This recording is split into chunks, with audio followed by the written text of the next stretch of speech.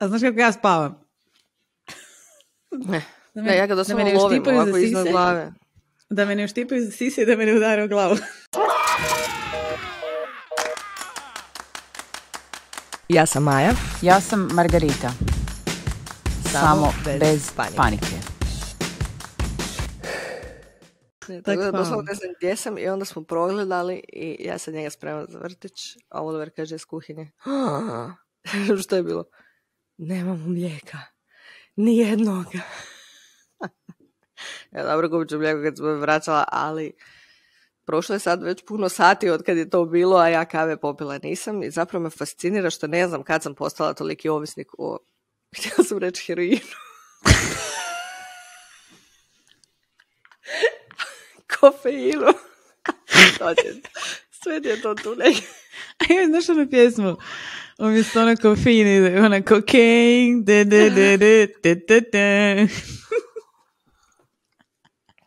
Eto, ali očito jesam jer funkcionirati ne mogu kao što vidite. Do pola ja mislim da ti to zapravo samo... Ja mislim da ti to samo kao, znaš, ritual kojima onako, znači ti počinješ svoje vrijeme. Ne, to je nekad bio ritual kad ti saš ono fino si napravio kavu, finu šalicu i onda tako cvijeće drveće prije djece, onda poslije djece je to bilo kao sad su u vrtiću, dobro, ili sad sam došla na posao pa sam napravio kavu. Nema tu više rituala, Margarita, pa ja rečenicu ne mogu sastaviti dok ne popijem. Pa znam, ali to ti je kavu. Kava više nije samo kao napitak, nego ti je to kao start, ne znam kako da to nazovem, ali onak start normalnog... Gorivo. Da, normalnog dana. Meni je to znak da ok, sad bi možda mogla početi normalan dan. Znači, mislim da si kao, ti si starija, mislim da ti vjerojatno nisi gledala. Bila je za nas zlatnu generaciju koja je gledala Cartoon Network od 0 do 24. Bila je epizoda Dexter's Laboratorija.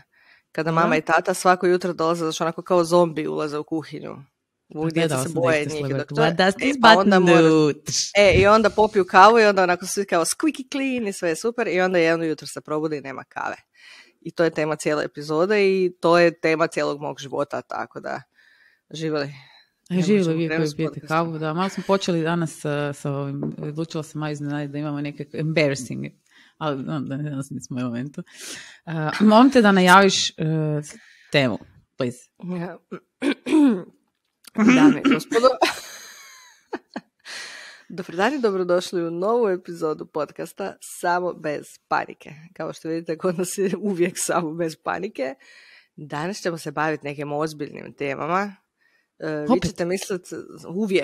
Vi ćete misliti da možda pričamo o Gwen Stefani ili Madoni, ali mi ćemo zapravo pričati o opuštenim sisama, savjetima moje bake, mladosti, plastičnim operacijama i zašto je u redu staviti botoks u vlastito čelo, a nije u redu napraviti recimo uši kao da si vilenjak plastičnom operacijom. Eto, zašto? Aha, reci ti meni, Margarita.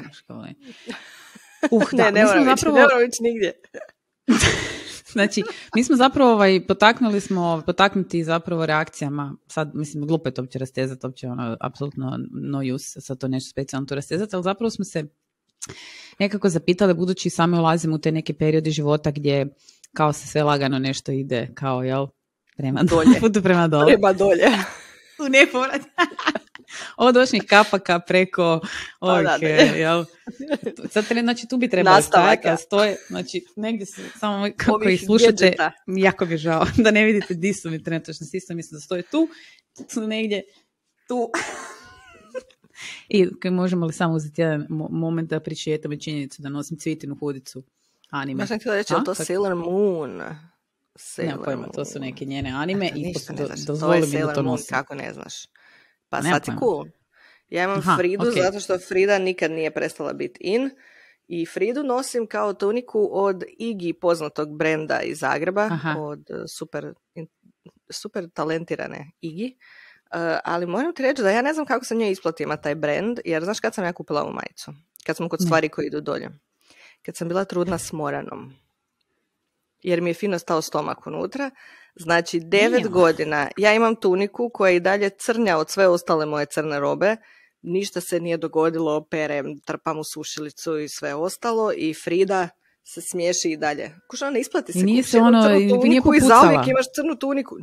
Ništa. Da, znači Frida je zapravo sigurno botoksom se tretirala. Apsolutno, taj tvoj, a isto možeš ju fino vidjeti zato što jednako u ovom sisnom dijelu nemaš pretjerano šta za vidjeti, pa je fino zašto onako ravno slika, ne smetaju ništa, da ne vidiš dobro, da imaš nekakve smetnje, izbočine i to okay. Ništa, nema, sve ok. Da. Dobro, vratimo se mi zapravo natrag u te tračnice. Ono što smo zapravo htjeli nekako prodiskutirati s vama je što bi voljele sami sebe odgovoriti. Činjenica zapravo zašto se dešava. To smo krenuli smo nekakav random naš telefonski razgovor oko neke totalno 78 stvari naravno i onda smo se uhvatile zapravo te teme i shvatile da smo već dobrano kao zagrizle mi u tu našu raspravu koju smo trebali zapravo raditi ovdje online. Plastična operacija zapravo i popravljanja nekakva koja radimo na sebi, znači ono što mene, ja ću sad odmah to reći, me muči i to sam jučer rekla, dakle gdje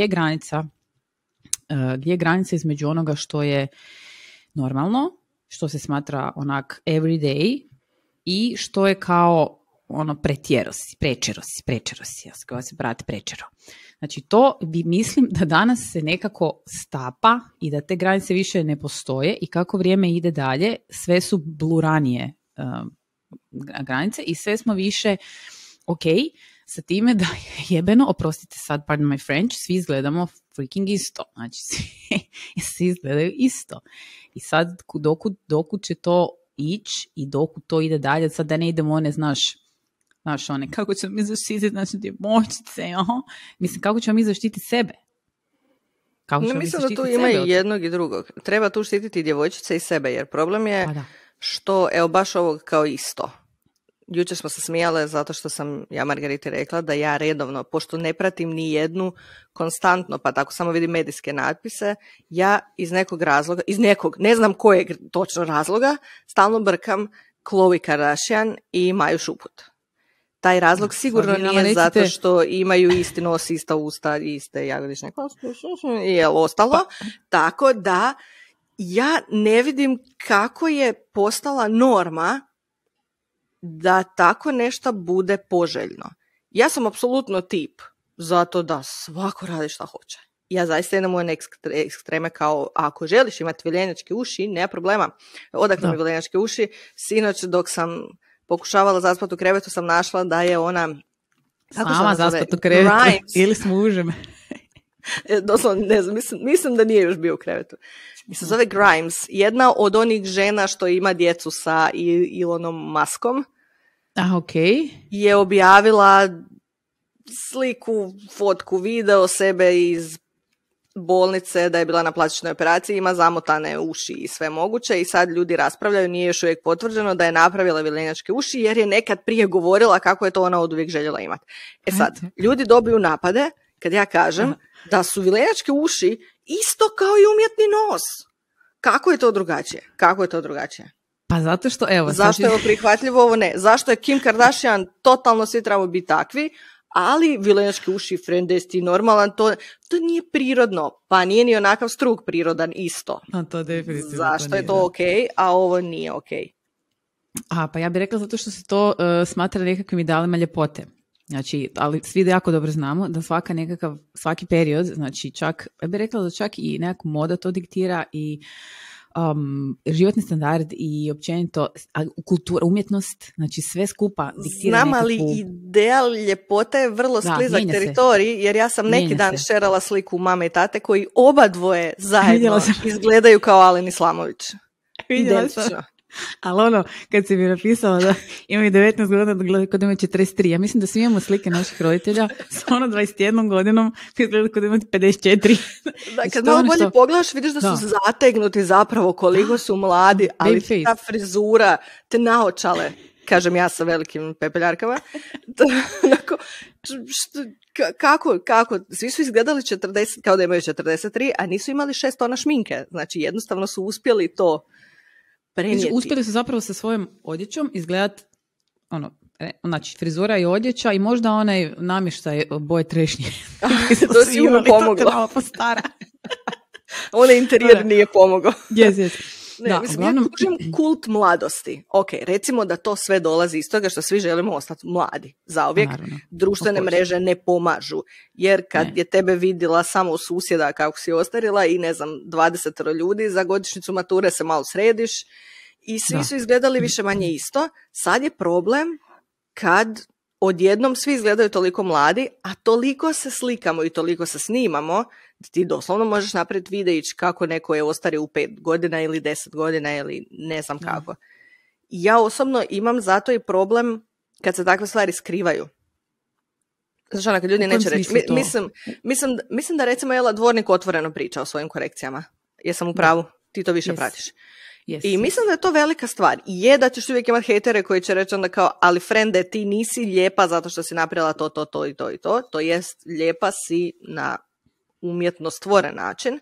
Ali ti bar možeš reći, znaš u smislu, eto, krenimo ono što ti ne želiš, a od čeg se ja ne mogu maknuti uvijek. Ja mogu svom djetetu reći, ali vidi, ona ima umjetne zube, ima umjetni nos, pola kose nije njeno i nemoj se osjećati loše što ti ne izgledaš tako, jer bi izgledala još bolje da imaš sve to. E sad, problem je kako naučiti ne samo djecu, nego sebe da je tu kraj, kao i ti bi izgledala još bolje, ali nemoj izgleda tako. To jest, koji je onda argument da ne pravimo svi umjetne zube i stavljamo botoks? Shvaćaš? Zašto ne bi svi onda bili umjetni? To je jako konfuzno. Mislim, imaš i mene koja imam umjetne zube. Mislim, uvjetno rečeno. Znači, ja sam stavila isto aparatić. Sad, ono što smo se, mi nekako, mislim, ovo je tema koja kad god pokušam to odgovoriti, stalno se vrtim freaking u krug. Znači, ovo kad si spomenula Elu Dvornik, od nje je jedan ona je jedan meni fenomen, znači, to je takav da prosiš bol kurčina. Znači, ona kaže, ja se jesam i žena, razumiješ, znaš, ona se operirala ovo i ona je s tim sasvim totalno, znači, na mjestu. Ona kaže, meni se to nije sviđalo, ja sam to napravila i to je to, razumiješ me. Ovo što kažeš, ne voliš kad se skriva, da, jer onda na taj način zapravo samo nekak glumimo ono što nije i pokazujemo zapravo da smo, ili možda da nemamo nekakve snage to sebi priznati da se to napravilo, ali ja se tu recimo često svađam sama sa sobom, jer ja sam isto stavila aparatić da ispravim zube sa 40 godina. Why? Znači, ok, bili su mi krivi zubi. Zašto sam to napravila? Da, kao, ali 40 godina su bili krivi, nije da ti sad nisi mogla ući u srednju školu zato što su te svi zezali. Prošla si taj period. A realno, jesu me zadrkivali, ali mislim da je to bilo sve skupa radi i naočala, i frizuri, i moj charming personality, da se razumijemo. Nisu zubi bili tu problem. Zubi bili cijeli paket. Ne, ali mislim, prošlo je to. Nije to sad bilo kao ti si sad jadna, ne možeš trpiti taj bullying, pa onda ideš nositi aparatić. Nego kao 20 godina poslije idem sad nositi aparatić. Idem ispraviti zube. Zašto sam ja to napravila? Jedan dio, ali moram vam priznati da je to bio samo onak, znači estetski je fakat bilo najviše, a jedan dio drugi je bio bojala sam se, sklona sam parodontozi i sad je to u mojoj glavi, znači kad to ja vidim, tu dole su mi zubi bili jedan preko drugog, meni se to ispeći mi ti zubi, mislim sad će se vratno zubari pasti u nesvijest jer to nije moguće dogodi, ali u mojoj glavi prostite, jednostavno to bilo onak i se, bože, ne mogu to čistiti, i sad sam mi ti zubi dole, prostite, ja sam krasan i nisam oprala zube. Su se dali svi ravni. Ali eto, ja isto imam umjetne zube, to nisu moji zubi, jel? Znači sad možemo ići u te neke granice, znaš, mi smo totalno prirodni i osuđujemo sve što je umjetno. Šta je to umjetno? Da li je stavljati aparatić isto umjetno? Ili je stavljati krunice ili one opet, navlake? Ja ne mogu bacat kamen na nekog drugog jer ja sam istetovirana. To je isto modifikacija vlastitnog izgleda kako bi ti sebi bio ljepši. Po tome, da li ti imaš umjetni nos ili tetovažu na ruci, bi trebala biti ista stvar. E sad prvo, zašto nije ista stvar? I da li nije ista stvar? Shvaćaš? Da. Ne znam. Mene osobno muči što kad dođe do tih ekstrema, evo, ajmo sad krenuti s početka. Ima više točaka. Sad ću ja tebi sve nabrati, pa ti onda radi s tim šta hoćeš. Da ti upadamo riječ. Apsolutno. Prva točka koja je meni što je sve tu problematično. Prvo, ne možemo reći ljudima da je to prihvatljivo, ali dok je u granicama normale. Tko određuje šta je granica normale? Kužiš, tebi je granica normale samo klempave uši, meni je granica normale možda ja želim izgledati kao Madonna. Tako da s te strane je meni, ako je dozvoljeno jedno, treba biti dozvoljeno i drugo. Ne možeš ti meni reći dokle ja smijem ići sa plastičnim operacijama. Sjećaš da je davno bila ona neka žena koja se operirala da izgleda kao lavica? Ona je bila po svim sjećam se, to je bilo veliki to bilo napade i sjećam se točno toga, da. Kužiš, ali onako, to je njena želja. Zašto smiješ bojati kosu u roza, a ne smiješ izgledati kao lav? To što ti ideš na toliko plastičnih operacija, razbijaš vlastito lice, kosti i ostalo, po meni je to problematično zbog tog drugog razloga, a to je što ja mislim da se tu sakrivaju veliki kompleksi. Mm-hmm. I ja se nekako bojim da time što toliko podržavamo taj kult mladosti, da zapravo dozvoljavamo sami sebi da budemo stravično tašti i da se sakrivamo iza brige o sebi. Ja brinem o sebi, pa onda moram sa 55 izgledati kao da imam 32. Ne moram, prvo. Drugo, ti svoje komplekse sakrivaš, pogotovo ako sakrivaš sve to što radiš. Ja ne mogu se od toga odmaknuti. Ja imam osjećaj da zato jedna Ela Dvornik radi dobar posao, zato što ona kaže otvoreno, meni se to ne sviđa, ja to mijenjam. A kad ti to sakrivaš, da li ti to sakrivaš zato što je tebe sram? Jer mislim, to je vidljivo. Ne možeš ti to sakriti. Ja mislim da tu podsvjesno ima onog dijela kao ja neću reći, nek svi misle da sam ja to postigla sama od sebe. Znači, možda je rođena s tim, a možda je tim plastičnih kirurga, kozmetičara i ne znam ti nija čega. To je dio koji mene recimo uvijek odbija. Što imam osjećaj da se to radi ne zato da bi ti nužno bio samo ljepši, nego i zato da bi ti pokazao drugima kako ti to možeš, iako zapravo ne možeš. Zapravo ne možeš. Treba ti pomoć. Da, zašto bi to morao? Mislim, zašto bi to morao? Ja sam, jedna od drugih stvari koja zapravo mene ovdje muči, da li smo mi sad ovdje, pogotovo recimo mi koji nastupamo na društvenim mrežama u ovom ili onom, u ovoj ili onoj ulozi, onako politički korektni. Nama je sve okej, sve nam je okej, sve nam je okej, znači sve je okej, sve nam je freaking okej. Pa neke stvari, da li je okej reći da neke stvari nisu okej? Meni svašta nije okej. I ja čekam da me poklopi po glavi prvo to. Evo, ja prvo otvoreno kažem da mislim da svaka plastična operacija kreće iz nekakvog kompleksa. To je točno. Ja ću ti sad reći svoj kompleks. Ajde. Let me explain. Znači, sise. Čekaj, ti su dole.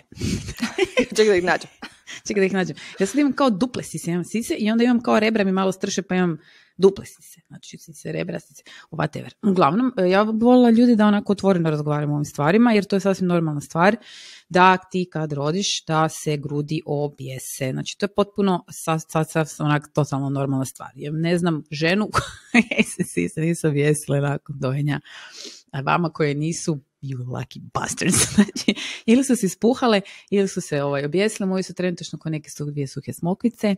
Ja ih zovem Mama Afrika, već sam na to bila rekla, slatke su užasno, međutim šta je stvar? Moji su grudi odvijek tako izgledale. From square one. Znači, kad su narasle, odme je to tako bilo. Malo su bile veće, pa sam, obzirom koliko sam ja imala 80 kila ili manje, malo su bile veće ili manje. Ja sam zapravo odvijek imala taj užasan kompleks sa tim svojim grudima. Znači, baš jako velik kompleks. I ja bi recimo, znam da to često onako, znaš, ulazim u rasprave, recimo, pogotovo na društvenim mrežama, joj da bar imam sise ko ti, joj da bar imam gustu ko ti, joj da bar imam kosu ko ti, znaš, ono, ja si to isto mislim, znaš, ono, vidim nekoga sa onako prekrasnom kurčevom grivom, joj da bar imam kosu ko to. To sam mi napravila, jednostavno napravila freaking minival, izgledala sam ko Mateo Cetinski kada ga popišu pas. Molim za odmah googlat, odmah googlate imidž Mateo Cetinski. Baš kad ga je popišao pas ili? Ali nema slike dok je popišao pas, nego samo ima slika obična, onda zamislite kako gleda kad je mokra kosa. Kriminalno je bilo, zato što moja kosa pada prema dole, to baš nije bilo. Ali ja sam htjela onu grivu, znaš. Onda sam htjela grivu. Sad sam si kupila periku pa stavim tu grivu i onda je sve okej. Dakle, htjela sam, zapravo oduvijek sam bila s tim sisama, to je veliki kompleks. Ja ovdje sad govorim da ja se ne osjećam dobro, znači ja se ne osjećam dobro recimo u kupačem, u grudnjaku, gola, u krevetu, ne osjećam se, znaš, ne volim da me se tu diruje, ne volim da to ide okolo, plahuta, bez kontrole, znači jednostavno imam stvarno veliki issue sa tim tu Dobro, da. Area 51. I ja bi najradije, znači sada, da ja to mogu nekak samo, da malo to tap i da se to nekak samo stoji na mjestu. Samo da, ja sam čak bila, sad ću vam odmah reći, na razgovoru kod plastičnog kirurga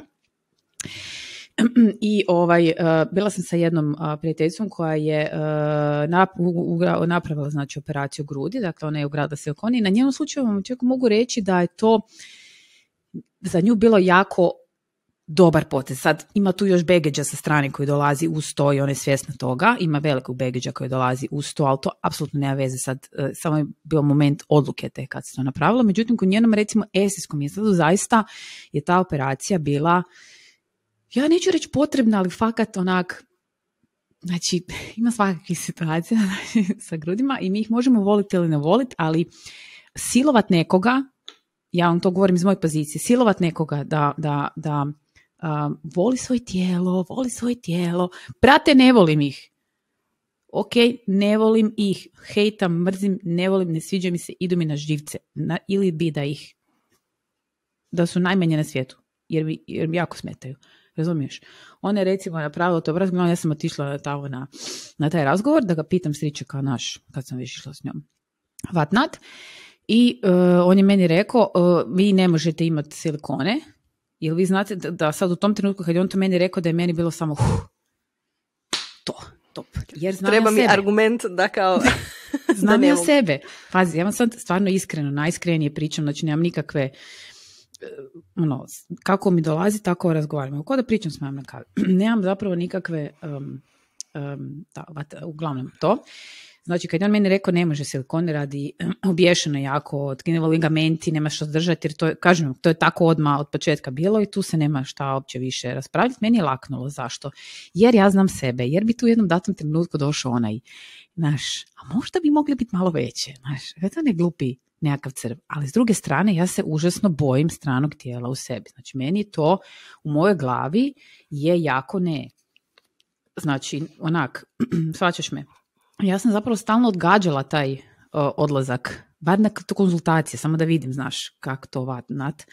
Odgađala jer se užasno nekak bojim cijele te, šta ako se tu nešto, to moraš stalno provjeravati, pa šta ako se tu nešto, razumiješ, bojim se, ne osuđujem, ne džađam, bojim se. Znači nije mi svejedno ići sad stavljati neki implantant, znači ne bi ja to radila, jer ja sam ljena osoba i bojim se da bi tu se nešto zakompliciralo i od moje ljenosti bi ja sebi zakomplicirala život, jel? I uglavnom sad još uvijek stoji taj, znači on je meni rekao možemo to lijepo podignuti, da vam to ne smeta, da ne cure lijevo desno, da vam to stoji, vidjela sam slike, stvarno izgledaju jako normalno, manje, onako, neke male sisice skroz ok, savršeno normalne, međutim ja i dalje nisam napravila taj korak. Zašto? Ne mogu objasniti. Jedan dio mene se i dalje, malo mi se ne da, to moraš ići, to je anestezija, to oporavak, dobre, samo navučem grudnjak i sve ok. A jedan dio mene je škrt, to košta novaca, brate, ima li to smisla? I treći se boji da sam fejkara, jer tu vama govorim da trebate voliti svoje vlastito tijelo, trebate... I onda s druge strane razmišljam da ide malo jel, te svoje, da si se vratiti na mjesto, prvo nisam nikad bila na mjestu, ali jel, drago mi je da se spomenula fejkaru, zato što mislim da tu leži moje opiranje takvom sistemu života. Valjda sad ako ćemo se samo analizirati duboko, ja bih rekla da možda ja nekako cijeli život odrastam s tim osjećajem da me se u potpunosti ne prihvaća onako kakva jesam. I dok neki to mogu napraviti u svojoj okolini, meni je doslovno trebala druga država da ja sebi dozvolim da živim u potpunosti onako kako meni odgovara i da se ne opravdavam nikom za ništa i da usto izgledam kako meni odgovara. 10 kila više, ali to nije do mene. Ali to ja bi ti sad samo... Ne, ali ja imam jako... Samo malo, Cita mi je došla sekundicu, samo malo. Samo molim Cita, ja ne mogu sad šta je bilo? Šta? Može nikad doći kod mene dosta nam je, riješila sam zadaću. Može, da. Sam. Da. Sorry. Ajde, izađi van. Evo ga. 27 minuta ćemo se sjetiti da sam izašla. Može, 27, zapisala sam. Aj. Ti si nešto htjela ubaciti? Ne, htjela sam ti reći ovo što si rekla da ti treba odlazak u drugu državu. Ja ti tu potpuno razumijem kud ideš. Jer recimo meni kad sam izašla iz srednje škole gdje sam imala jednu personu koja je bila određena, jel, i svi su me znali kao, znači dobiješ nekakvu svoju etiketu, ja bih rekla, ili sam je izgradiš, sam se složiš. Kad sam otišla na faks, zapravo ja sam napravila jednu veliku promjenu, nekako, čak ne bih rekla nekak u mojoj glavi ta promjena bila. Ja sam zapravo postala jedna malo drugačija osoba i ja sam sebi zapravo promjenom okoline dozvolila izgradnju te neke nove osobe. Razumiješ? Jer nije bilo džađanja s druge strane, šta će sad ovaj reći, šta si ti si sad promijenila, zašto si se promijenila, ko je tebi dozvolio da to napraviš, sad ti fejkaš nešto šta nisi. Razumiješ? A ti si zapravo samo evoluirao. A moj problem je taj što ja sam odrasla u obitelji koja je recimo jako slična Gilmoricama, samo bez para. Recimo to tako. Znači obitelj koja je jako bliska i sve prolaze zajedno, ali u takvoj obitelji je jako teško imati ne mogu reći. Evolucije. Da. Evoluciju. Da, yes. Samo evoluciju. Samo to što pričamo sada. Dobro. I ja sam uvijek imala taj osjećaj da ako ja previše radim onako kako meni odgovara, onda ja previše razočaravam sve ljude oko sebe. I to je sad jedna puno dublja analiza da ja sad ne idem dalje. Možemo, nekad. Ne, to nam je druga tema. Zapišite se to, ljudi. Ali istog dalje kad idemo, ja se cijeli život zato borim da ja budem zapravo u potpunosti ono što jesam bez filtera.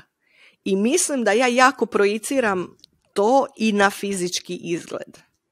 Shvaćaš? Meni je to onako, kako može netko prihvaćati sebe ako ne prihvaćaš svoj nos? Ona Jadranka Đokić, se tako zove? Jes, ona je prezgodna. Ona je predivna i toliko je karizmatična. I ona je onako meni pojam zato kao imala si 20 godina. Nešto slično. 20 godina imaš taj nosi ti. I druga stvar, ja sam uvjerena sam da ljudi nastavljaju s plastičnim operacijama zato što ne budu u potpunosti zadovoljni svojim izgledom nakon prve, pa druge, pa treće i to se više ne može popraviti. Jer u teoriji bi bilo ljepše kad bih ja imala malo punija usta. Ali ja ne znam kako bi ja zapravo izgledala sa punijim ustima. I da li bih ja kao netko ko 30 godina sebe gleda bez tih punih usta, da li bi mi prva 3 tjedna bila super, a nakon toga bi bila kao, zašto si to napravila? Majko mila, to nisi ti. I ja se recimo toga bojim. Baš toga da bi nešto tako napravio i da bi požalio. A ima milijun slučaja, Ivana Banfić i silikoni, shvaćaš. Ti ne znaš, to je nešto što ti ljudi teško pričaju otvoreno uopće o plastičnim operacijama, a kamoli da ti još onda otvoreno pričaju kao, ali nisam onda baš poslije bio zadovoljan, ili ne znam, tvrdo je, ili smeta mi dok spavam, ili ne znam. Plus to ja imam, što smo već milijun puta spominjali, tu obiteljsku anamnezu koja je meni kao ja da idem pod opću anesteziju. I što si rekla, dam hrpu para. Znači to je strašno bolan i opasan postupak da bih možda imala malo bolje sise kad se skinem, a generalno provodim koliko vremena svog života golih sisa. Kreću samo kad spavaš. Znaš šta mislim?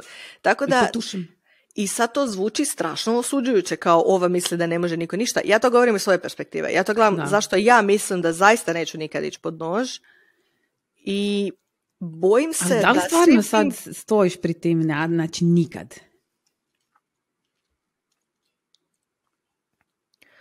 Pa zaista mislim da da. Dramatic silence. Zaista misliš da... Razmišljam. Znaš šta možda mogu zamisliti da bi eventualno došlo u obzir? Znači ne bi došlo u obzir operacija, opet zato što se bojim. Jako mi natiču kapci i padaju. Pa to sam ti I sad htjela reći. Vjerujem da bi možda bih nekad pristala, ja ne znam da li to pomaže. Da li pomaže onaj botoks kad tu nekako ide pa ti onda diže taj dio? Ne znam, ja mislim da ti to nešto, neko mi je sad bio pričao da ide na tu operaciju. Ali ne bi na operaciju kad ti skidaju dio, ne. Ja mislim da ona baš ima, jako je se zatvara, to fakat je smeta za poludit i dobro, ajde da ružno izgleda, ali fakat smeta. Ali s druge strane, ali to smeta. Shvaćaš? Ja smetaju meni moje sise, Majo, uštipam se u prosjeku 42 puta po noći, plus Rudi me uštipa. Operiraj. To ti govorim. Znači, kod mene je taj nekakav problem. Recimo ovako, da li bi ih operirala da ti zdravstveno to može pokriti? Da. Jer ako zdravstveno pokriva, onda je to ko da ideš kod onda znači, možda moraš doći živjeti u Njemačku, jer slušaj, molim te. Moja baka koja jako želi da ja smršavam još tih dodatnih 10 kila, ja ne znam kako da joj objasnim da ja to ne znam kako se radi. Ona je tako bila sretna kad je čula da netko mi je rekao tu od mama da ima prijateljicu koja je išla kod doktorice i objašnjavala je ovdje kako je ona u depresiji nakon trudnoće. Da. Jako se ne može pomiriti s tim što je ostao velik višak kilograma i njoj to psihički smeta. Ona sebe ne može prihvatiti takvu i onda je dobila preko zdravstvenog plaćenu liposukciju.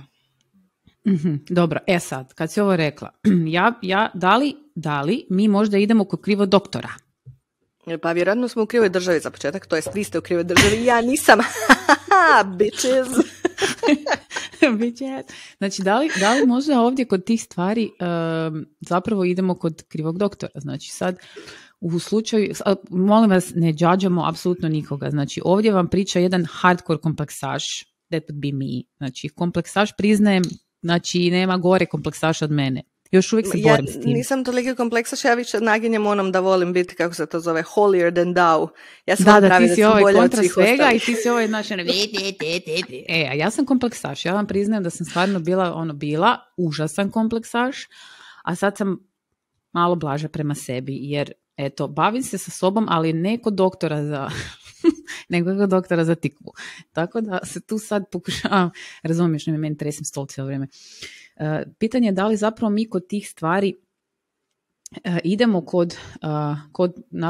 na pravi način sebi pomagati, jer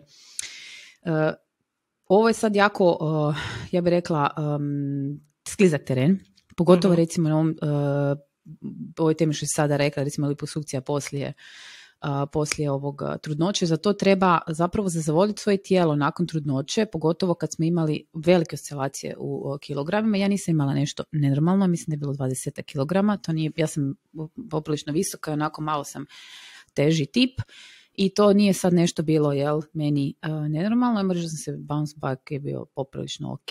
Međutim, postoji, znači znam sigurno da se te kile znači mogu nabiti itekako i da se ti možeš sjećati užasno loše i da ti nisi, u startu ti nisi više ona osoba koja si bila, znači ti si već mentalno, hormonalno neka druga osoba, znači to su događaju se i kemijske promjene zapravo nekakvu tijelu organizmu i još plus ne prepoznaš se u ogledalu, jel?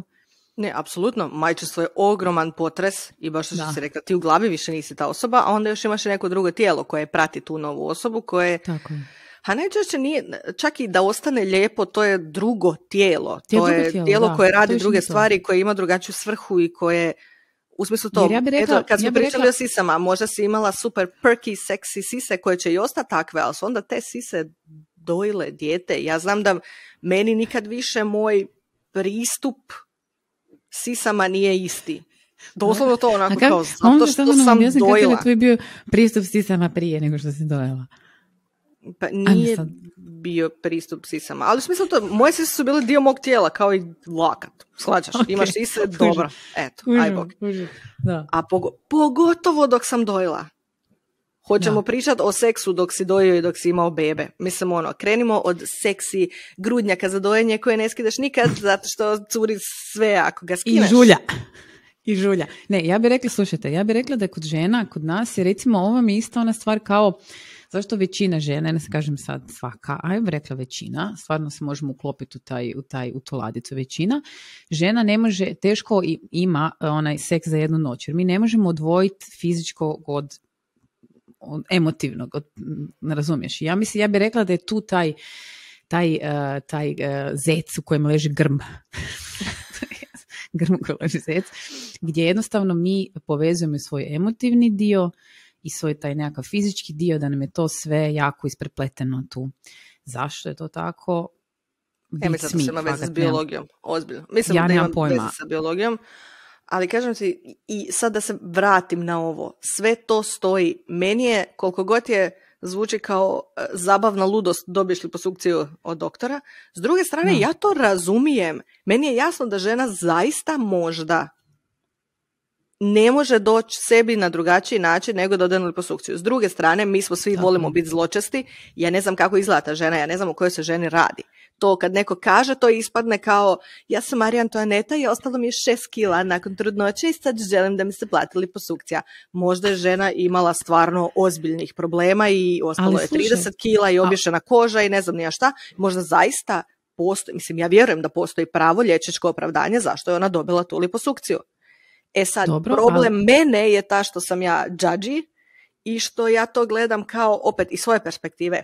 Pa ne bi otišla na liposukciju. Zato što meni to, znači ja sad govorim samo za sebe, ne za druge. Da. Meni je to takav, ne znam, takva potvrda da sam propala u životu, što bi moj muž rekao, kao čovjek i kao komunista. To je totalno onako. Jebote, ako moram ići na liposukciju, to znači da ja nisam u stanju samu sebe dovesti pod nekakvu normalnu težinu i izgled da budem zadovoljna sobom i da stanem u neku robu koja je za mene normalna. I meni je to onako ogroman failure u životu. Da ja sad kažem da idem praviti sise, meni bi to za mene, znači ja to ne mislim za druge ljude, donekle, ali ja imam osjećaj da ja onda toliko dozvoljavam svojim kompleksima da imaju vlast nadamnom da ja to moram ići napraviti. Evo, najiskrenije. Znači ja to ne mislim da rade svi ljudi zato, ali ja ništa tako nikad mislim, i zato mislim da neću staviti nikad ni taj botoks u obrve ili šta već za kapke, osim ako mi stvarno spusti kapke pa će mi doktor da odem nešto riješiti. Zato što ja imam osjećaj da je to onda pobjeda moje taštine. Prodala si. Da. Evo, kao imala sam, znaš da sam ti poslala onaj moj stari tekst u kojem baš pričamo o Gwen Stefani, gdje onako, ne, ako si cijeli život se borila zato da možeš doći na dodjelu MTV-ih nagrada sa onim zaljepljenim na čelu i plavom kosom i aparatićem za zube i drečavim ružem i hodaš bosa okolo i usto si najpopularnija alternativna ženska na svijetu, zašto? Kako se dogodi da postaneš toliko nesigurna da se pretvoriš u voštanu figuru? Ja bih rekla da Gwen Stefani nas je samo izdala. She betrayed us. Madonna isto. Madonna i ima da se opravda za to. Čekam referat na temu. Znaš da su meni onako i tekovine feminizma. Ne možeš, kako si ti, to je opet se radi samo za publiku. Kao da te neko drugi gleda i tebe prosuđuje na temelju toga. Neću da me prosuđuješ na temelju toga ili imam bore ili ne. Da. To je ja moja se tu stvar. Slažem. Gle, jako nekakva, ja bih rekla da ono kako ja nekak vidim, a to je uvijek ta neka sredina zlatna, da u slučaju kad idemo recimo nešto popravljati na sebi, ljudi, to možda malo govorim iz nekakvih osobnih iskustva, a možda sam samo tu prosipam pamet, da uvijek je tu još jedan drugi par rukava koji treba zasukati, a to je onaj koji je, već smo pričali o tome i stvarno ćemo nastaviti tokom ove godine dobro, ja bih rekla, počistiti i otići kod doktora za svoje mentalno zdravlje, koje stvarno vam u ovim godinama, kad se stvarno nakuplja jako puno toga, kad već imamo i prtljage jako puno i svega što sam se dogodilo, svega što smo prošli, da popravljanje često zapravo dolazi iz nekakvih potreba bjegova, potreba za nečim novim, potreba za nečim drugačijim, koje zapravo trebamo prvo mi iznutra sa sobom riješiti. Onda kad si sa sobom to riješi i dalje želiš to napraviti,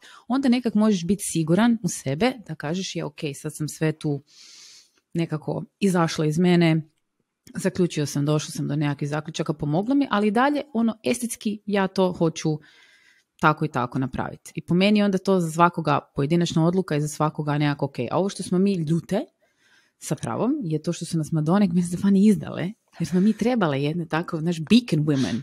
Kužiš, mi smo trebali taj beacon of light. Treba nam još Helen Mirren i treba nam još Andy McDowell. Treba nam još žena koje su uspješne. Tako je, na visokoj poziciji. Apsolutno.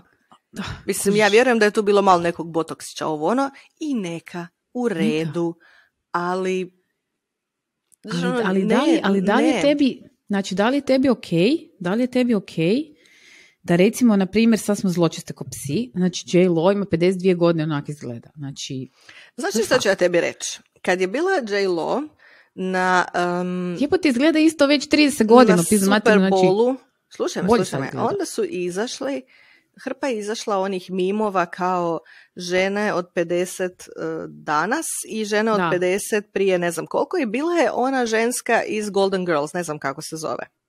Ja znam da sam uzela, naću ti taj mim, poslaću ti. Znaš Golden Girls seriju? One 4 blesače, one bake gdje je Bet... Da, okay, to je bila humoristična serija 80-ih. Yes, I sve imaju onu frizuru koju ima moja baka, zato što su tad žene nosile takvu frizuru, vikleri i kratko. I ispalo je da valjda tad su onda spominjali da one u to doba su sve u 50-ima. Valjda je samo Betty White u 60-ima, što one imaju 50 godina. I stavili su sliku jedno od njih, paralelno sa J-Lo. I sad se svi sprdaju zato što frizura 80-te i ostalo. Jasno, da. Ali ja sam malo zoomirala tu sliku i skužim da ta glumica u licu ne izgleda ništa lošije od J-Lo. Eto, to ti je ono što smo pričali za tvoj mami, tati namještaju trešnje. Ona samo ima babsku frizuru. Doslovno, kužiš, tako da ima i toga, onako, nemoj me zezat. Prvo i osnovno, ima žena u 50-im koji izgledaju kao J-Lo bez ikakvih plastičnih operacija. Moja mama je bila ta žena. Shvaćaš? Mm-hmm. I to ne znači ni da si zdrav, ni da si u formi ili da si ne znam ni ja šta. Ali ja, ne ljuti mene to što ona tako izgleda, nego me mediji ljute. Ne, jasno meni to. Hoću ti reći, prvo, s jedne strane, nije istina da žene nisu izgledale dobro nikad sa 50 godina. Nisu žene sa 50 godina babe i to je nešto što trebamo prestati prodavati kao takvo. Znači, ja za 10 godina sam ja taj person, tako da Molim lijepo. Tako da, prvo i osnovno to, a drugo, opet onako, šta je sve J-Lo radila da se ne zna? Ne može se nju postavljati kao mjerilo za žene u 50-ima, kao J-Lo može, a frende, zamisli šta bi ja sve postigla u životu da imam samo kuhara, trenera i neko koji ide u shopping umjesto mene, namirnica. Kamoli još kozmetičari i to. Da, ja bih rekla da je J-Lo jedan odličan primjer kako može se plastična operacija dobro napraviti. Znači, to bi ja rekla da je jedan onako svijetli, pozitivan primjer kako se to može napraviti sa dozom mjere, elegancije i onako da to izgleda lijepo. Ona nije sebi izobličila, ona ne izgleda, znači ona nije promijenila lični opis, ona izgleda samo nerealno mlado. E sad, da li su to geni? Kako ne kaže, mazlovim uljem. Okay. Mislim, ono što mi kao nekakvi obični ljudi tu zapravo trebamo naučiti procesuirati je da jednostavno to ne smije biti mjerilo. Sad, do koje smo mjere mi glupi da dozvoljavamo da nam to bude mjerilo neke naše ljepote, ja bih rekla da vam to opet dolazi iz onih nekakvih vaših unutra vrijednosti i vaše unutrašnje snage i vaših nekakvih uvjerenja. Eto to i tih nekih komplekasa koji se tu dolaze. To on dolazi zapravo iznutra gdje vi to odlučujete, ok, sad imam previše bora pa idem staviti botoks. Da, znači... Ja se slažem i mislim da je to je baš klizak teritorij, otkrit što je zapravo ono što mi želimo, a ne ono što nam se nameće. Da, ja sve ovo što govorim, ja to govorim opet isključivo samo za svoju situaciju. Ali gledam da moja Morana recimo ima jako klempave uši i da ih ona želi operirati. Ja ne vjerujem da bi ja njoj to zabranila. Da, jer to je recimo ono što smo mi zapravo, što nas ono nekak muči cijelo ove priče, da se vratimo natrag na početak zapravo nakon blurba, onak Krist Isuse. Gdje su granice normalnog, ono što se smatra everyday, jel? Na primjer, rutinska operacija klempavih ušiju, malo će biti ono politički nekorektna. Jel? To, zašto bi sada, recimo, jedan roditelj, mislim, ja razumijem, strah vas je, ok, znači ne ulazimo u sad te neke, jel? Ali ima reći da ste ok sa tim, recimo, ne znam, lokalna anestezija vatnat. Znači, zašto bi se, recimo, sad opet imamo ovaj drugi par rukom, kako vrče kokotaču. Znači, ajmo uzeti za činjenicu da su djeca, znači, malo zločesta. Eto, there I said it. I sad imaš, recimo, jedno dijete koje ima tako, jel, uši, zbog čega zapravo dozvoliti da se prolazi kroz nekakav bullying koji znamo ljudi, mi možemo sad tu govoriti, ali treba se educirati djecu da se to ne radi, bla, bla, bla. Treba se, ali hoćete niko ne educira. Ali nije stvar, moramo biti realni i biti svjesni da se to dešava. Znači, jednostavno se to dešava, zavisno od okoline. Znači, to je stvar koja je realna, znači to se dešava. Ne možemo mi sad začepiti, ratvoriti, mi ćemo educirati djeci, to se ne dešava. Znači zatvoriti oči i magically će to nestati. To se fakat ljudi dešava. Zbog čega bi sad mi dozvolili našem djetetu da je nesigurno kroz, recimo, ne znam, osnovnu školu, to najčešće bude, recimo, do srednje, se to nekak sve više manje saživeš ti sa time, umjesto da se, recimo, to na toj rutinskoj, najobičnije, znači to doktori danas mi ćemo tam malo i kao kuć doviđenja. Znači, to je normalno. Prije 20 godina to nije bila samo tako rutinska operacija, razumiješ me? Ali meni to opet pali sve moguće lampice, zato što hoćemo li onda za 20 godina imati kao normu da ti se izvade 2 rebra da imaš strugiće. Pa da, there you go. To jer ti ćeš biti sretnija ako budeš imala strugiće. Nas to muči, to nas dvije muči. Znači, dokle ćemo mi ići sa tim idealima nekakvih fizičkog izgleda kojeg se nameće, ja bih rekla, ali mi ga pušimo, tako da ko je to glup mi, jel? Mislim, nameće ti se, pa nemoj da ti se nameće, reci, to je glupo, nisi naš. I percepcije te nečke svoje percepcije nekakve ljepote. Ne znam, ne mogu odgovoriti, znači do kud će to ići. Mi možemo smatrati nenormalne velinačke uši, možemo smatrati one, znaš, neki imaš ekipu koja se ugrađuju one i to. rogove. Vidiš, to isto, znaš, onda oni, znaš, one s onim velikim, kad probuše uši do tu. Meni je to, oprostite, don't like it. To estetski nije lijepo, jel? Ali eto, neko voli da mu to tak bude, pa ko voli neki zvoli, razumiješ? Mislim, šta ti imaš tu džađat? Ne kažete, mene to ljuti iz perspektive samo diskriminacije. To je sve. Kužeš? Kako misliš diskriminacije? Pa zato što ti možeš operirati pola face i biti najbolja službenica u banci, ali ne možeš dobiti posao ako ti vise uši do... Tako je. Bravo, to si dobro rekla. Znaš, ako prihvaćamo da ljudi rade ono što oni žele, imaju slobodu raditi što žele, dokle god to ne ugrožava nikog drugog, pa uši koje vise do koljena ne ugrožavaju nikog drugog, jel tako? Je, ali to nije lijepo. To je problem. To je problem. Zato što to je lijepo. I Mona Lisa je bilo lijepo živjeti bez obrva i imat odavde kosu da krene, zato što je visoko čelo bilo hit. Ne znam. Hit. Onda si vrlo inteligentna iz visokog staleža. Pa ali kužiš, ima kultura, ne znam je li negdje u Africi, gdje si čupaju zube, jer je to kao, ne znam gdje sam to gledala neki dokumentarac, čupaju si kad žene postaju kao, jel, zaudaju, čupaju si. Ja znam one što stavljaju nakit za vrat. Dobro, stavljaju nakit, to znamo, ali ja sam ne znam gdje je to, ne mogu se sjetiti, ove zube si tu čupaju, onda kasnije ugrađuju neko vrijeme su bez pa ugrađuju zlatne. Mislim, to je, kažem vam, kultura, umjetnost. I moram danas da dodati te freaking društvene mreže koje nam to, ja bih rekla da samo onak, jednostavno postaneš, kad to sve skupa ima overwhelming tog takvog, jel, tih figura i tih, prosti, ja ću sad reći, znači, ja danas znam otvoriti, recimo isto tako, palim Instagram, ja ne znam, ja gledam Kim Kardashian ili gledam onu Jelenu Perić ili gledam neku random žensku iz Prološca Donjeg, jer su sve iste, znači ja ne vidim razliku. Crna frizura na razdeljak i obrve i nos i ona šminka, znači svi freaking izgledaju isto, ne vrem razlikovati više. Čak i James Charles, ponekad izgleda kao Kim Kardashian. Znaš ko je James Charles? Ne. Kako ne znaš ko je James Charles? Sisters. Moraš znati ko je James Charles. Te znaš ko je, kak se zove, kao sam reći Karleuša, ne Karleuša, nego onaj Jeffree Star. A naravno, ali to znam zato što sam pratila Kat Von D, znaš, to je više moj crew nego ovaj drugi crew. Da. Ovaj crew je moj crew, ovaj nije moj crew. Da. Mene je tog samo strah zato što gledam to iz perspektive, ja sam gotova. Ja sam izgrađena osoba i ako ću se operirati, to je moja stvar i ako ću džadžat ljude koji se operiraju, to je isto moja stvar, šta njih briga, jel se meni to sviđa, jel se ne sviđa, ako se njima sviđa. Kužiš šta mislim? Meni je to stalno problematično iz perspektive mladih koji se tek izgrađuju i zato što ja kao roditelj, kažem ti, na kraju dana znam da Morana želi operirati klempave uši bio ideala, ali ja ne vidim kako onda ja mogu imati argument protiv umjetnih sisa kad napuni 17. To sam ti htjela pitati, šta bi ti recimo sada da tvoje... Da, uši problematične, zašto sise ne smiju biti? Da, šta bi ti recimo sada da tvoje dijete sa recimo nekakvih 19 godina, znači navršila je 18, jel, legally adult, odluči da želi povećati usne. Jer ja sam vidjela 1001 primjer, znači djevojaka mladih koji imaju stvarno ja isto imam puno usta, koji si malo povećavaju usta, eto da budu malo ljepše. Da li je to onak...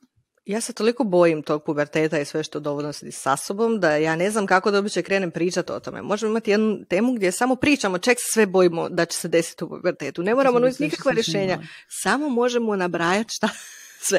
Ne, vidi, ja jako pokušavam Moranu možda čak utjerat više nego što je ona tog svjesna.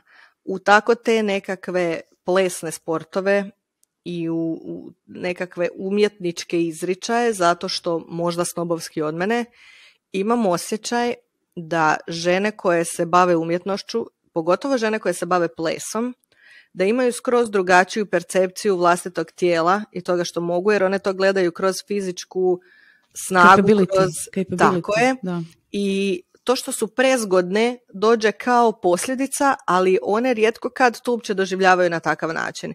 I mislim da kad sebe nekako izražavaš kroz bilo koju vrstu umjetnosti, čak slikanje, nebitno, pisanje pjesmica. Bravo, tu še imaju. Da više nekako živiš unutar sebe, što znači da nemaš vremena toliko razmišljati o vanjskom.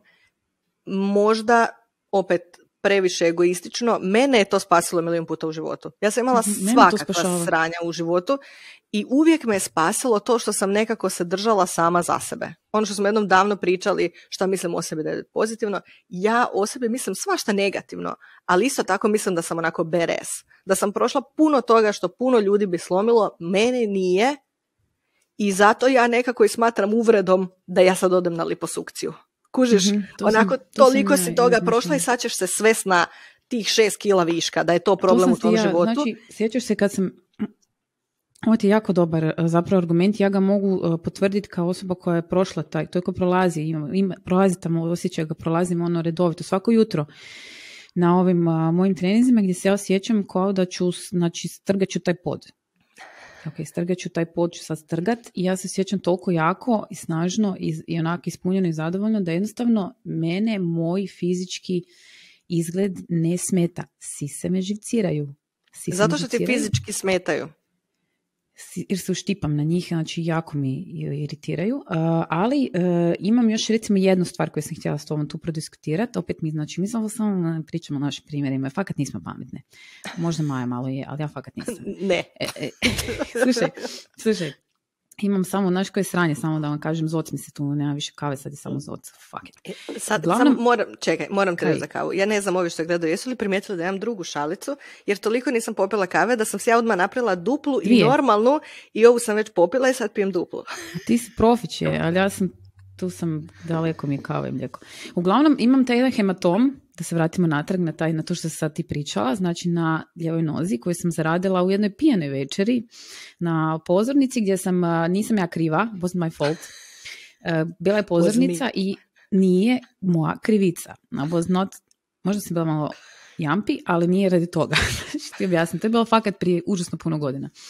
I bile su ti stupovi, sam jutro već pričala, stupovi su bili, znači pozornica i stupovi, i oko stupova je bila ogromna rupetina, znači onak nenormalno velika rupa koju čovjek ne bi očekivao. I bilo je milijardu ljudi na tom stage-u i ja sam se pokušavala probiti i nisam vidjela da je ta rupa, propala sam i svom snagom sam se nabila na nogu. Znači ja sam vidjela sve zvijezde, znači ovaj zaštitar me iznio van jer sam mislila da sam se overdozirala s nečim. Znači nije bilo da sam probljedila. Znači to je fakat užasno.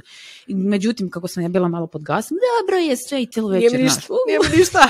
Kad se to hladilo, to ti je bio, znači meni cijela noga bila plava. Bila gore ispod kuka malo, jel? I to ti je bilo plavo skoro do koljena. Znači ogromna se napravio podljev, pa je bio hematom, ogroman, bla, bla, bla. Uglavnom, to su mi išli, znači, vaditi van, pa su me onda opet zvali da dođem, da su to trebali, sad napravila ti se, to ti se napravi kao jedan mali džepić. Joj, Bože, skrati, molim te, ne mogu slušati. Uglavnom, imam hematom koji se sada, nakon, pošto nisam to izvadila kad sam trebala, jer sam se chicken šitala sam se u tom trenutku, kao ne krene za tak! Dobro će biti, malo ću masirati. Međutim, napravio se, ja sad kao da imam jedan kamenčić, koji se, išla sam, kad sam Rudiju išla mu tretirati imaju neke virusnu bradavicu, opet ja pitam, ne da se meni to ići za mene. Kad sam već tu, gdje sam pogledaj. 20 godina, znači nisam mehaničar pogledač. Znači kad sam već otišla, ja sam njemu tražila za tu virusnu bradavicu, znaš ti šta je to bilo? Pa ja sam nazvala 10 onih poliklinika, nema mjeta. I otišla sam kod jednog doktora, who should not be named, jer mi jako bio antipatičan, jer onak, Kriste, bože, kako sam ga željela pogledam. Ja sam ga išla pitati, možete li malo pogledati kad sam već tu došla, šta je? I kaže meni, to on se, kako je rekao, povezalo sa tim tkivom, tu kojeg imate, to ne možemo više izvaditi, to se tu valjda se asimiliralo, i kaže, možemo jedino liposukcijom, a onda ćemo vam i taj celulit. Kad je on to meni rekao, znači ja ga gledam, koji celulit? Haj sad reci još jedno. Doktor Jada, imala sam još raspravu. Znači, on jadan, a ovaj, celulit, to nema nikakvog. Oprostite, ja nemam celulit. Ne, znači to je bilo ovako. Jel vi znate šta sam ja sve prošla da taj celulit postane dio mene i da ga ja više ne... I vi meni, znači, jadan čovjek je stajao tako i on u šoku ne znao će što će reći, ja udam sebe, znači ti ćeš meni govoriti o celulitu. Znači ja sam bila, ja bih rekla da je to taj dio, znači kad nekako to prihvatiš, mislim, ja nisam prihvatila sam, nego... Znači, ja sad... Ne to nego, celulit je dio mene, kraj. Niko ne očekuje, to je glavna greška u body positivity. Svi misle da to znači sad kao ti sad pogledaš sa glavu i kažeš moj predivni celulit, kako volim što si tu. Ne, to samo znači da ga pogledaš i kažeš dobre, ajmo dalje. Koga briga, evo te, who cares? Uglavnom sad je on meni rekao, znaš, možemo to napraviti. Ali ja opet ne idem to napraviti jer on meni mora vaditi taj celulit. Kako će to, ali stvarno, znači, žulja to kad vježbam, znači kao kad imate kamen unutra. Znači sad sam ja opet na 100 muka. Kako dalje? Šta ću sad napraviti? Mislim, iskreno ću vam reći, najvjerovatnije će na toj nozi ne biti celulit, na drugoj će biti. Jer kao nećeš dva puta. Jer ću morati ići izvaditi taj freaking hematom jer mi užasno ide na živce. Ali evo, samo da sam vam rekla, znači da je to jedna situacija gdje ti onak, ja sam sad u borbi s vlastitim mozgom, da li se ja isto ću se sell out ko Madonna i ko Gwen, ako odlučim tu, znači tom metodom koja ujedno će otkloniti moj celulit, izvaditi hematom iz noge. Ti si nepametna, ti si kao oni ljudi koji slučajno ne dišu dobro na nos pa moraju ići, znaš...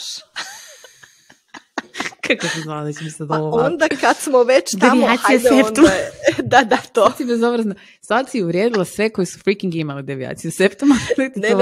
Vjeru ljude mi je vratila jedna moja prijateljica koja je imala ali stvarno strašnu devijaciju septuma.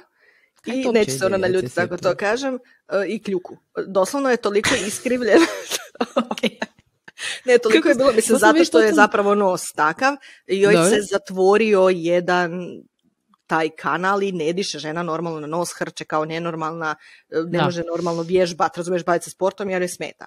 I ona je išla na to i ona je nas već sve obavijestila da će odmah i smanjiti nos. Kad se već razbije, nek se razbije, super, i mi smo svi rekli svaka čast, nema problema, mislim, nema problema, ne pita nas za dozvolu, super za tebe, ako želiš, odlično. Iako je onako to, znamo ju 25 godina takvu i uvijek je bila simpatična, strašno, i kao, naravno, ako žena želi, okej. Dolazi ona na idući trening. Ona je bila trenerica pole dansa u Slavonskom Brodu.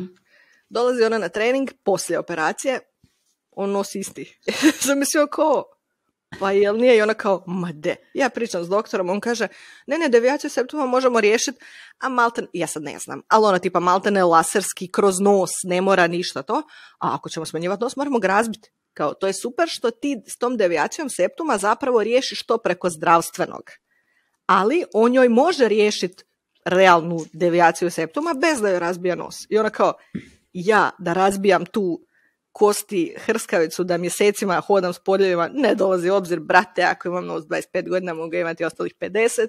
I to je bila jedna topla ljudska priča o tome kako postoje osobe koji su išle riješiti devijaciju septuma za prave, a nisu trgali nos. Da, mislim, gle, ne znam, ljudi, to, mi sad svakat ono ne džađemo. Ne, ja se sad stvarno šalim, mislim, operirajte nos ako želite. Kažem, meni je prvi problem što ja sam vrlo tako odriješita po tom pitanju za sebe, vezano za moju ja nisam, odluke. Vidiš, ja sam ono pro, fakat jesam, jer evo ja sam jedna od tih persons.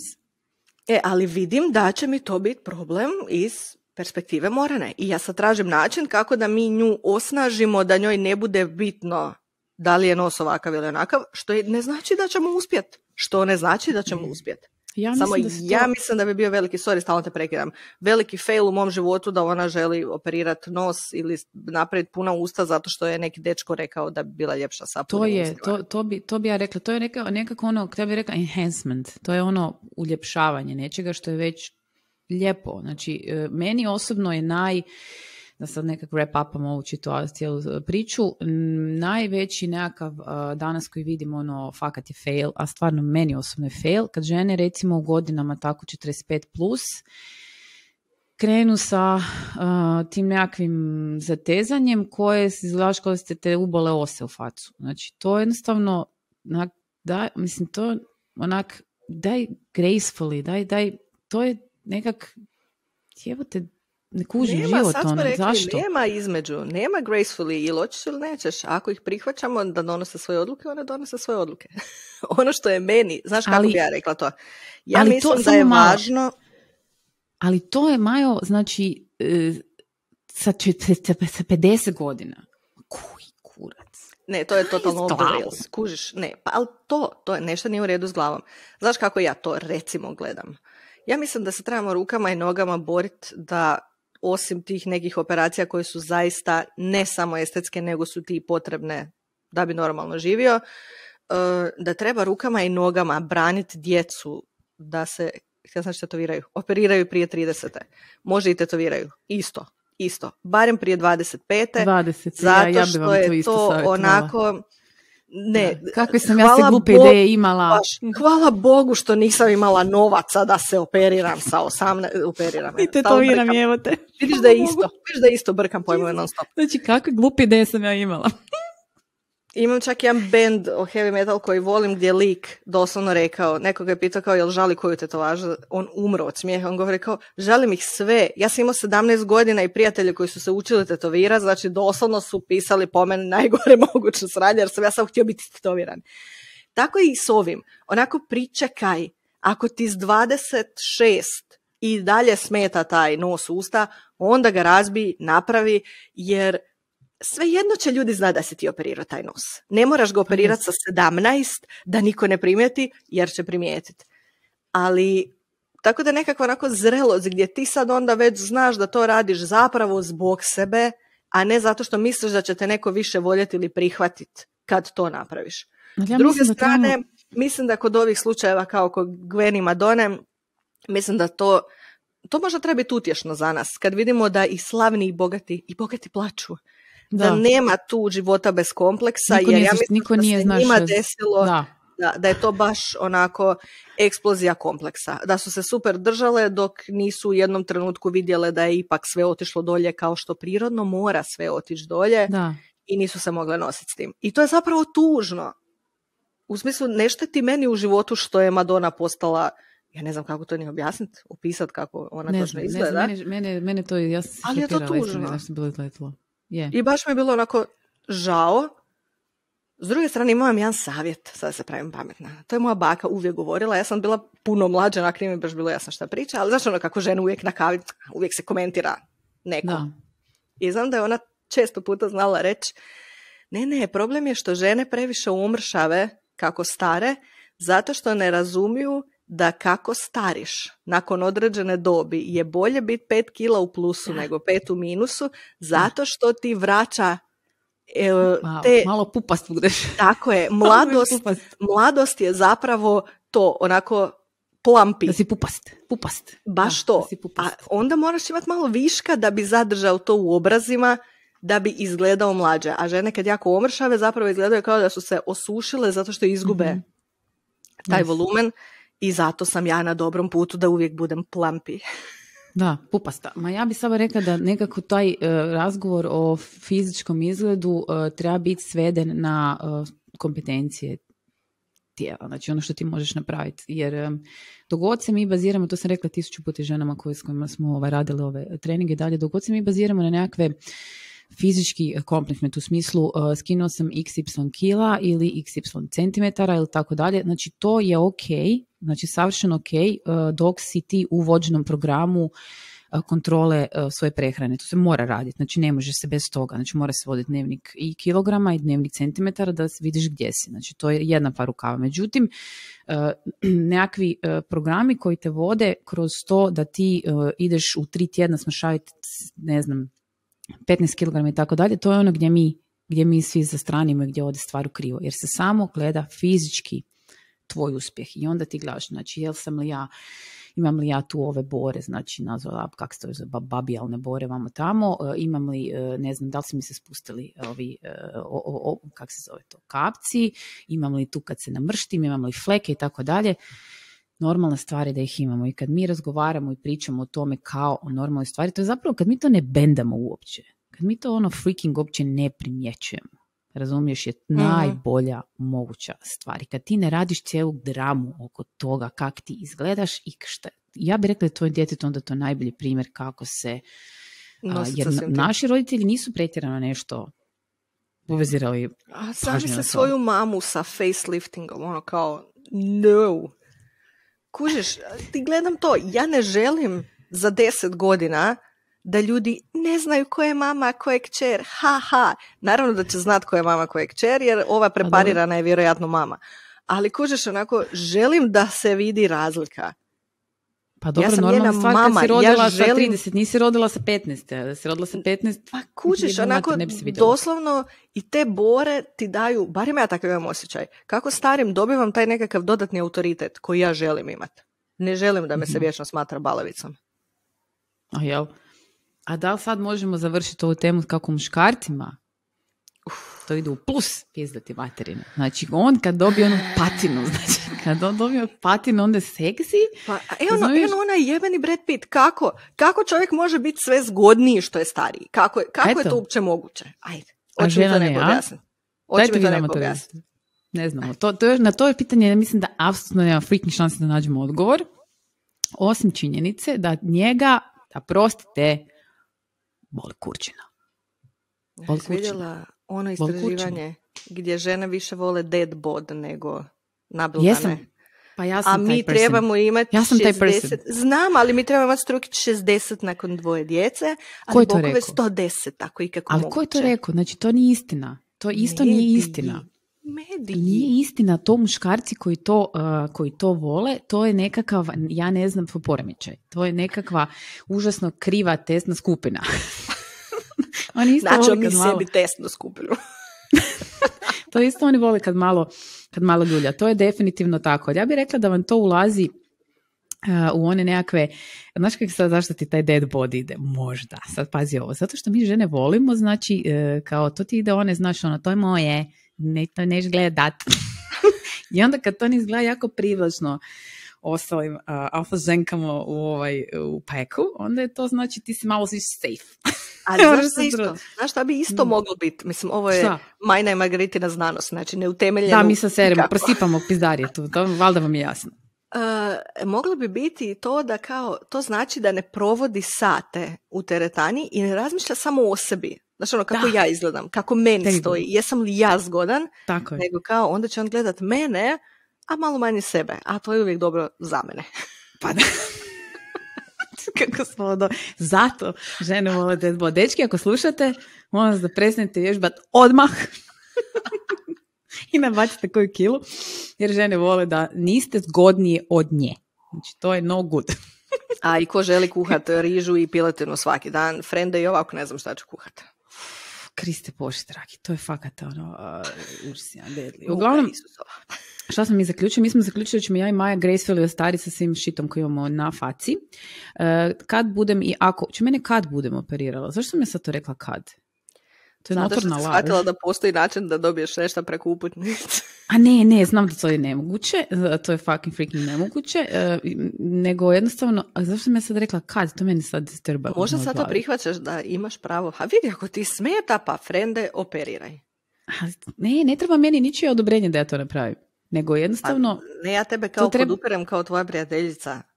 Kao, ako svi me podupiru, svi me podupiru još godinu dana, da ja to i dalje ne radim. No, onda zapravo ne želiš, to ti je to. Ne znam, možda će doći jedan trenutak, kao, zamisli kakav je ovo razlog. Želimo bući haljinu otvornih leđa. O, brate, želim i ja svašta, pa ništa od toga. Kako je? Ovo je sad bilo zajebancija. Uglavnom, kad se to bude, opet mene kad?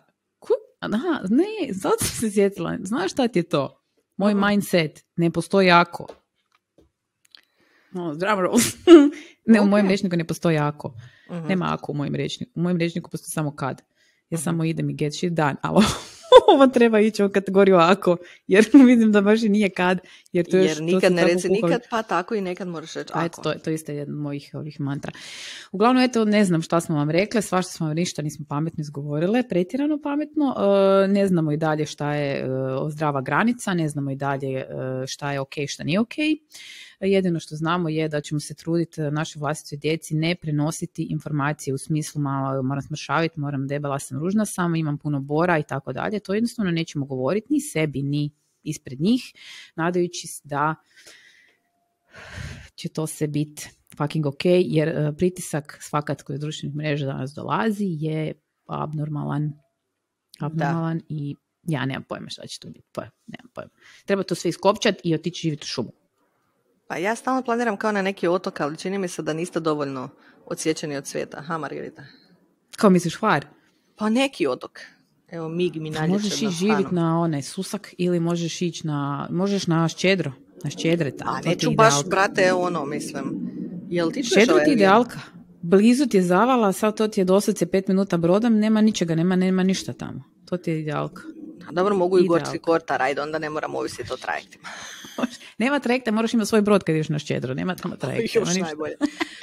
Ok, znači, uglavnom, da sad kad smo otišli u malo krivom smjeru, isto zaključak je, nećemo osuđivati, nećemo fat shameat ljude, nećemo im reći da su se udebljali, smršavili, da im je ružan nos, zato što će nas čuti naša djeca i mislit će da je to onda nešto što treba popravljati.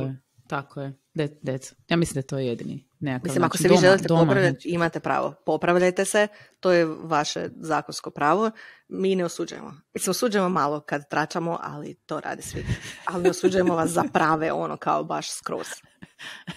Ok, da. Uglavnom, evo, ništa se nismo dogovorile i dalje smo ostale da se da, fakt se ništa nismo, osim da smo se jako razočarali sa Gwen i sa Madonom. To smo se jebem u mater. Sad moramo mi biti te predvodnice.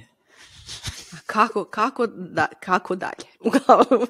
I sad kratke župne obavijesti na kraju. Dobro. Moramo uskoro napraviti web page za naš podcast. Skoro sam ga napravila, zato što tamo sam našla način, kad napravimo web page, to ćete onda vi svi vidjeti. Mislim da je i stranica samobezpanike.wordpress.com. Dobro. Zato što tamo možete vidjeti sve epizode fino jedne ispod druge i odmah ispod se nalazi link za ostaviti voice komentar, ono o čemu smo pričale. Što bravo, će biti super za budućnosti.